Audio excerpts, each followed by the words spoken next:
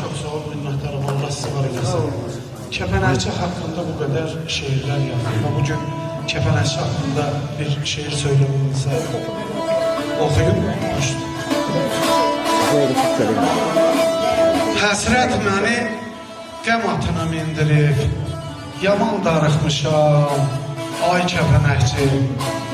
El oba yanğısı məni dindirib, yaman darıxmışam, ay kəpənəkçi.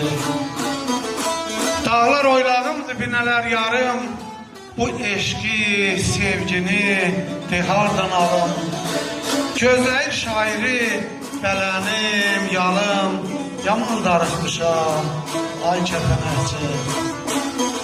Mən bəlövşə deyib bəndə düşmüşəm, yel dağına aşıb, kəndə düşmüşəm. Yaşamaq eşkinə səndə düşmüşəm, yaman darıxmışam, ay kəpənəkçi. Binəli dağlarda çiçək gül deyir, çaylar coşub, bulaqlara dil deyir. Dumana bir növ yaylaq, gəl deyir, yaman darıxmışam, ay kəpənəkçi. Yaman darıxmışam, ay kəpənəkçi. Bax bu həsrətin sonu bitməz. Allah sizləri var eləsin.